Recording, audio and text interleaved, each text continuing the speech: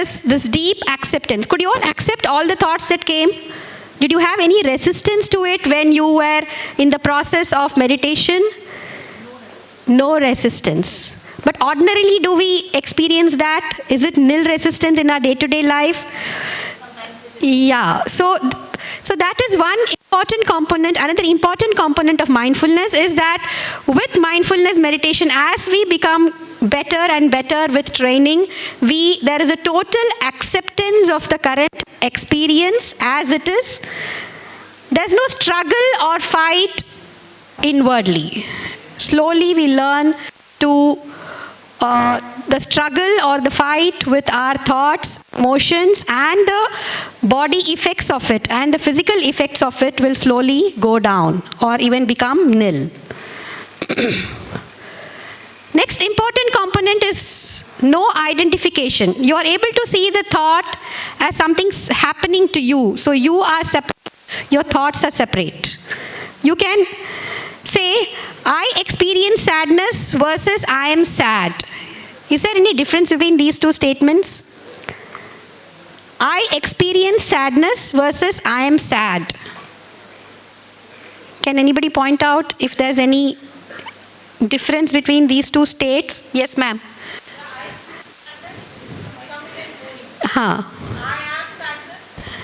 Yes. So I am sadness is we are totally. You are identified with the emotion completely. Very I am sad.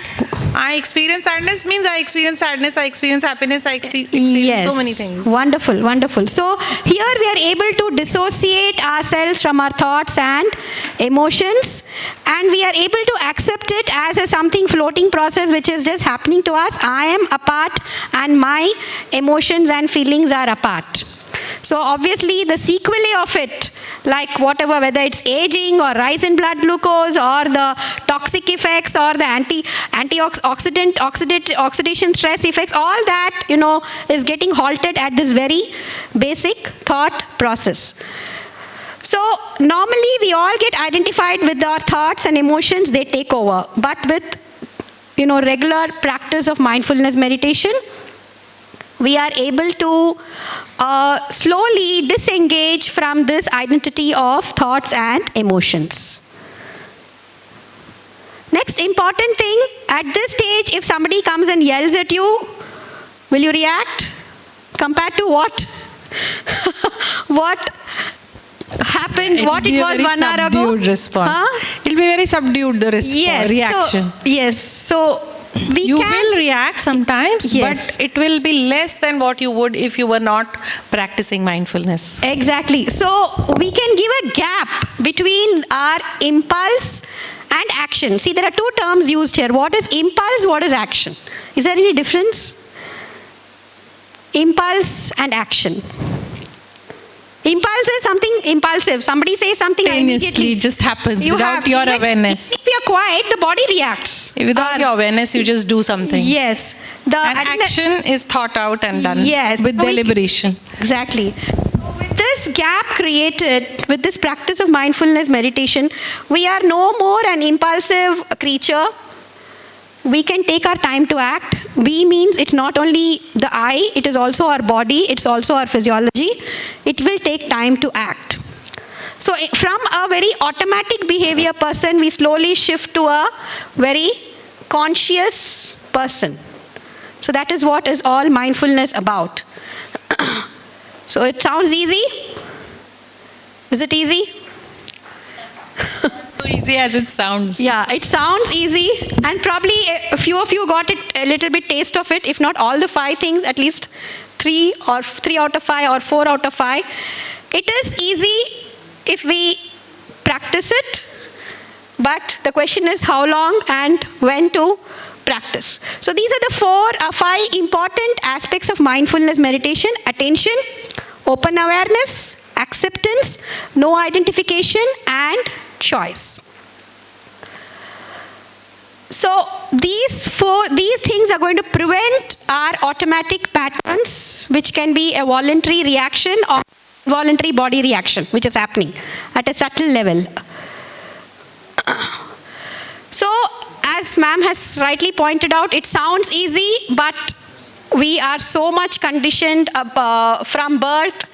And for people who believe in previous birth, probably we carry it from a previous birth too, from a child. So whatever it is, it requires, it's a strong imprint in us, our behavioral patterns, our physiological patterns, our body reactions. It is so strongly imprinted in us. So we need an extensive practice of this. Sorry. Yes, so we need an extensive practice of this. So there are many methods for this. It could be a simple breathing meditation as you did now. It could be body scanning and also applying our knowledge into day-to-day life. So one fundamental thing about mindfulness meditation is that it is bringing our attention to this precious now, this moment now. That is what you experience. That is why you are able to hear even the minutest sounds around you. Can anybody point out any minutest sound which you heard during this, which you didn't hear throughout the day? Was there any sound which you heard now and which you didn't, hear throughout the day sitting in the same hall? Anybody? So if you go into the open air and practice this, we can even hear the farthest bird chirping or the soft which we usually miss during most of our lifetime. So mindfulness meditation brings us to this present now, precious now. So this present moment, being in this now, being in the present moment is a fundamental role in mindfulness. So if we are not in now, where are we then? So we are either in the past or the future. What should we do next? What is the preparation next? What happened? What was the arrangement which went wrong few minutes back? Or how was it? How do I go back home? So many things keep happening. So unless I keep directing my attention to the breath, this is what will drag me. Right? So we are sandwiched. Our now is sandwiched between past and future, which we have been ignoring majority of our lifetime. And with mindfulness meditation, we start learn to experience the present moment. It's a calming effect. It's a very soothing effect. And slowly the gap between the past and future gets widened, and the present moment now, the precious now, the awareness of the now slowly starts increasing with practice. Okay, so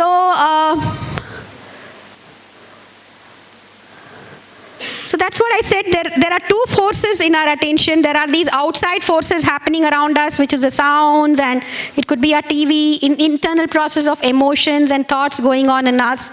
So these are the two forces, but beyond all this, we can still regulate our attention to a very precious anchor like a breath, and keep bringing our mind to the present moment and keep experiencing this calming effect. Okay? So we know thoughts can be creative, making plans that we need them for new ideas, but thoughts can also be worrisome. There is rumination. There are negative stories about the self. So these things keep going on in our mind. This is what is called as stress. Stress is nothing but not being in the present moment is stress, to put it in very simple terms. You are either planning or it's a rumination of the past. So when the mind is not in the present moment, the now, when we keep missing this precious now, then it's a state of stress, or it's a state of frank anxiety or a subtle anxiety. Okay? So when we start learning to mindfully deal with our thoughts, we can create a gap between these thoughts, and for that, between the thoughts and us, that is the inner calmness or the inner peace, this inner balance. And for that, what we need, most important thing, is this point called as anchor. So the anchor which we used during our practice was the breath. But to bring our attention to the breath is not easy. For that, we need something else. And for that, again, you need to have some more practice of pre-session, like you did a humming technique initially, and then you brought your attention to the breath. Otherwise, it's not easy to bring the focus to the breath. It takes practice. Okay, so you need this anchor, point of anchor, and we need to keep returning to this anchor. So the anchor can be our breath or body, an object or a sound or any of it. Okay? So, question is, why do we need this? Question is, do we need this? Yes, definitely we need this. Otherwise, we're going to keep missing our precious now, the precious calmness, inherent calmness in us, which is there. So we are going to keep missing it throughout our life. So the question is, why does mindfulness work? Yes, it does work. The question is whether it works. Yes, it does work. How does it work? Why does it work? And what happens? I'll just go into a little bit of the mechanism behind it. And what are the evidences for the effectiveness of mindfulness? So straight away, since I said it's a windshield cleaner of the mind, let's go to the mind. So we know that there are these 4 EEG patterns, and it has been found that experienced mindfulness meditators, especially the Buddhist monks, when they evaluated their EEGs, electroencephalogram, they found high amplitude alpha, slow alpha, theta, or even the delta waves. On the cardiovascular system, it is found that it could definitely lower the systolic and the diastolic blood pressure, and the total peripheral resistance also decreased in hypertensive subjects. So in our study, which we did it in our institute, we knew that plenty of studies have been done on experienced meditators, but as was pointed out in the previous presentation also, there is paucity of studies in normal subjects. What happens with the mindfulness meditation, say for 2 weeks or a month in a normal subject? Is there any change? Experienced meditators having it is quite expected. But what about the people like us? So when we did this study, we evaluated the effect of mindfulness meditation on the EEG patterns, and after 15 days, when we recorded the EEG, we found that the average voltage of the EEG significantly increased, and the number of bursts of high voltage slow waves also significantly increased before, that is after the mindfulness meditation compared to the previous recordings. This is just to show these synchronized high voltage alpha waves which was found in some subject, and most important thing is also the synchrony which is seen. Some subjects also showed theta waves. This is the one. Some subjects also showed these theta waves, that is between 4 to 7 cycles per second. So coming to the heart rate, we found that there was a significant decrease in the systolic blood pressure of persons who practice mindfulness meditation. Specifically, it was more of the systolic blood pressure. So this combination of high voltage alpha waves, theta waves indicates that mindfulness meditation can produce deep relaxation.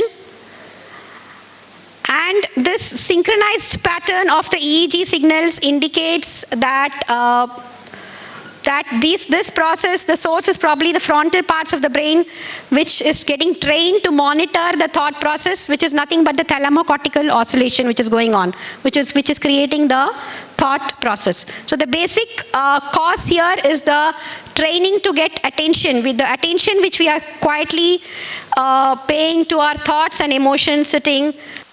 That is slowly increasing the high voltage EEG waves and also creating a synchrony in the brain activity.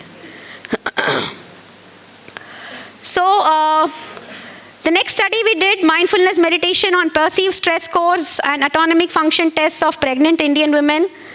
This was a study where we randomized 12 weeks of pregnant women into 2 groups, and the control group got the usual obstetric care, and the test group got the mindfulness meditation. And the program was based on this Kabat-Zinn, professor who introduced this into the scientific arena. So we evaluated the perceived stress scores and then the cardiac sympathetic functions using the Cole-Presa test and specifically the heart rate variability.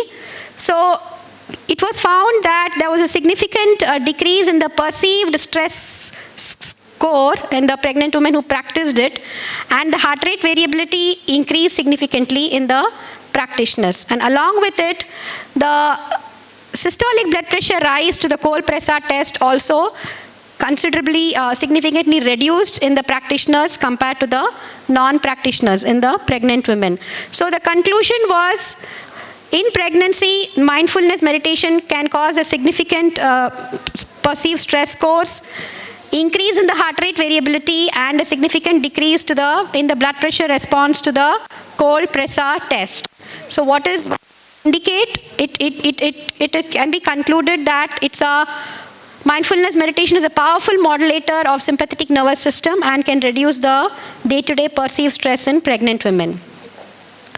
So apart from the studies which we did, there are plenty of randomized control trials which have been done to evaluate the effect. I'm just focusing on few parameters like the immune system, the mindfulness meditation and its effect on the immune system. This is just a simple one slide which incorporates all these factors. It was found that mindfulness meditation in normal subjects could decrease the normal NF-kappa B and C-reactive protein levels. In the HIV patients, it increased the CD4 T plus cell count, which is an indicator of improved cell-mediated immunity. And at the chromosomal level, it has been found that it increases the telomerase activity. So as we all know, shortened telomeres are vulnerable to apoptosis, whereas the telomere length is protected by this enzyme telomerase, which will help in slowing or reverse the cell aging. So longer telomeres along with high telomerase activity are considered to be salutogenic to the immune system profiles, and this is what mindfulness meditation could produce. So this is just another slide to show the effect of long telomeres. With telomeres shortening, it is going to result in all these processes which were discussed earlier, that is more stress, more aging, more chronic inflammation, more hormone imbalance and all that. More DNA damage, more cellular senescence and loss of protective structures. So this is just a single slide which incorporates all this. So overall, I would just highlight that mindfulness meditation causes a reduction in the pro-inflammatory process. It can increase the cell-mediated defense parameters, and it can increase the enzyme activity that guards against cellular aging. So if you ask me what are the limitations, yes, these studies have their own limitations. Though many randomized trials have been done in more than 1,600 participants, it has been found that they have been restricted to particular populations. Only certain subgroups have been analyzed and certain disease types have been analyzed. So there's a lot of scope for further research to overcome these limitations. But it cannot be undermined that mindfulness meditation does cause a shift in the immune system. It does have beneficial effect in the biological aging and disease process. So it's it's also a powerful modulator of the sympathetic nervous system and can thereby reduce the day-to-day perceived stress. So there's no doubt about it. So instead of we being the take-home message I would like to give is, yes, we are all many of us are young or into the middle age, but majority of our life has been mindlessness. It's not mindfulness, it's more of mindlessness. We are rushing through activities without paying attention to the now, the valuable now. It could be like breaking or spilling things, carelessness in attention or thinking of something else, failing to notice subtle feelings, emotions, tension, discomfort, finding always preoccupied with the past or the future. So, and then of course, the last presentation's importance comes snacking without even being aware of eating. So, see, one basic difference, after all this, I would like to highlight, about mindfulness process. There are so many other processes which can be practiced in the morning or in the evening. It could be the yoga postures or it could be the pranayams or this. But once a person gets trained in mindfulness meditation, it could be anything. It could be mindful sitting, it could be mindful eating, it could be mindful walking, it could be mindful moving. So we slowly learn to bring in this aspect of mindfulness in all our day-to-day activities, or in other hand, we can just be meditative for all the 24 hours and just not, depend on 1 hour in the morning or in the evening and then rush through again remaining part, a major part of the day. So this process has its advantage in that slowly we can become mindful of every activity of ours and be at, keep our homeostasis in balance and be relaxed most of the time. So with this, these are the references, the studies which we did and has already been published. So thank you for your attention. So much, ma'am. Your expertise and guidance have provided us with valuable insights into the practice of mindfulness meditation and its profound impact on mental well-being. Before we proceed further, I would like to request our esteemed chairpersons to say a few words in appreciation of our speaker who has just completed an amazing session. Thank you, madam.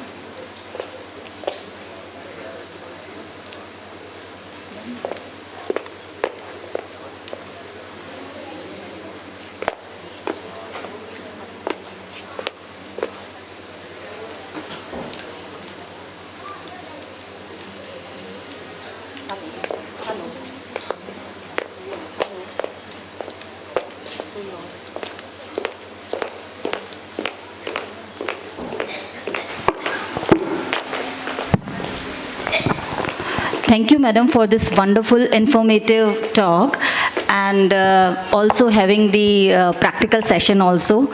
I could relate it with me.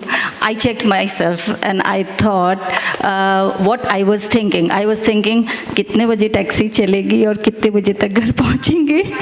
Yes, as I hear your sound and I totally come back here and I thought, really what we do, we are physically present here and mentally somewhere else. Yes. So definitely if we want to improve the quality of life, we should be where we are.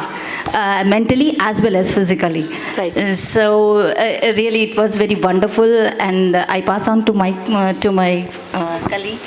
So here I would like to add, it's just not being about being in the now. The purpose is, see, it's a sympathetic modulator.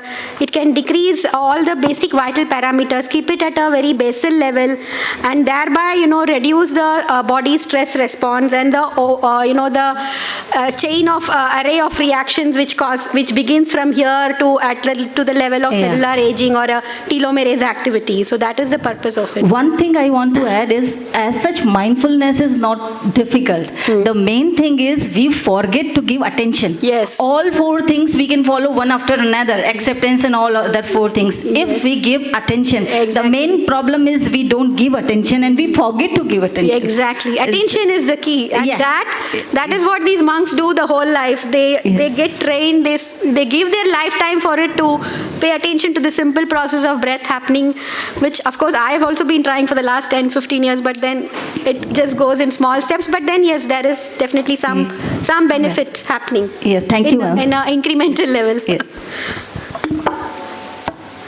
Thank you,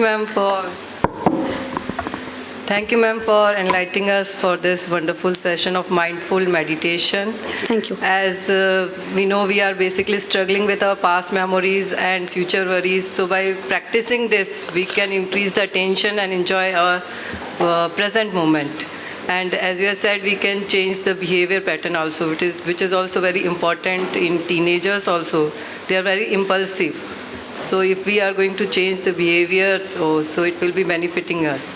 So thank you so much, ma'am. Yes, specifically I would like to focus on this humming technique. It's a very simple technique, but which I do it as many times as possible in the day, and we can do it anywhere, anytime. We just need a space, a few meters of nobody around us, and if that person doesn't mind, even that doesn't matter. So this hands-on training will be helpful for all of us. Before starting of this session, I was basically curious to know the tips, some tips we can do at home. Yes. So I'm very thankful for this hands-on training, and the house is open for any question or queries. Yes. student of Shobita. Yes. What I would like to ask is who is teaching this mindfulness which you are talking about? We got a person trained. I know one of my own. Is it some guru or somebody? No.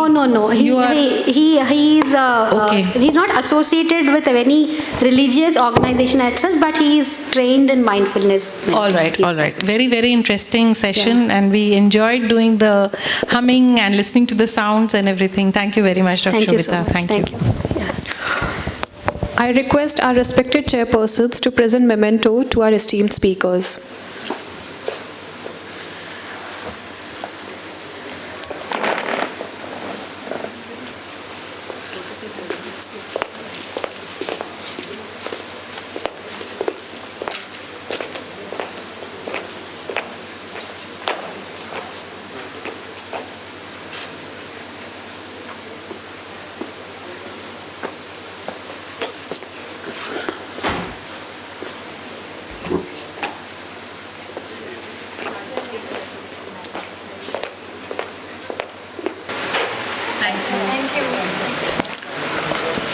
I request Dr. Anuradha Iyer ma'am to present memento to our esteemed chairpersons.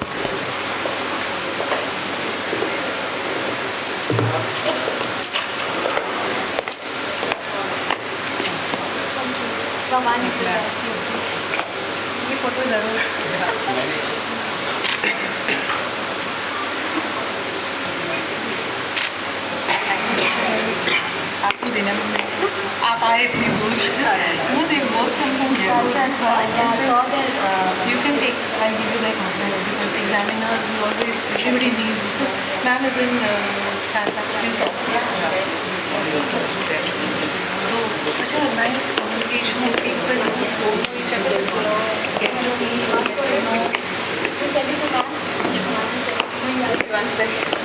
He's my friend and we're from the same place. So many.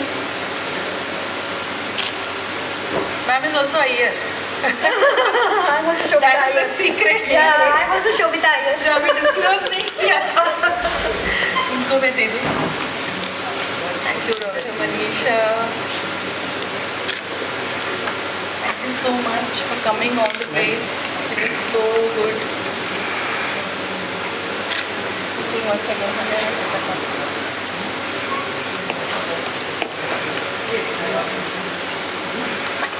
you have my blessings always and Poonam आप भी आए बहुत अच्छा लगा बहुत खुशी हुई आपकी स्वागत है भगवान अभी उनको ठीक करने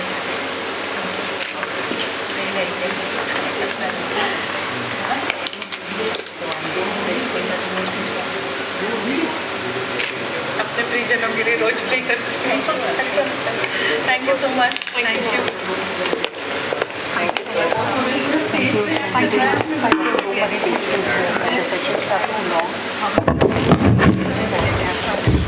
मैं अनाउंस कर देती हूँ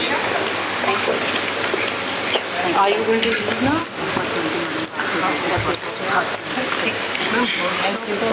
आप उससे ज्वाइन करना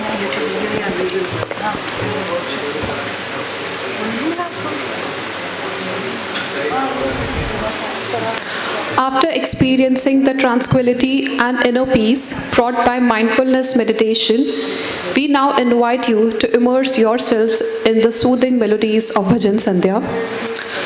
Listening to music that resonates with our emotions can help regulate mood, reduce stress, and elevate feelings of anxiety and depression. Music can shift attention, evoke positive emotions, and create a more positive mental state, offering relief from psychological distress. Let us create an atmosphere of divine bliss and spiritual connection through the power of music. Let me introduce our singers. A.B. Madhav sir, we are very fortunate to have you in our college second time. He is an Indian singer and composer. He holds a master degree in Indian vocals and diploma in piano from Trinity College, London. He has been performing for 16 years and released many singles independently and in collaboration with other artists. And Dr. Anuradha Iyer ma'am, who is a trained classical musician and spiritual seeker. I'll just speak for them. Bye, Shobita ma'am. Meet you soon. Thank you. I would just like to say that we will take about 5 or 10 minutes to organize the stage for the Bhajan Sandhya, because we'll be sitting on the ground to sing. And these 5 or 10 minutes, I request all the students, please call up your friends. This opportunity is not going to come back again soon, okay? Please call your friends, call everyone whom you know.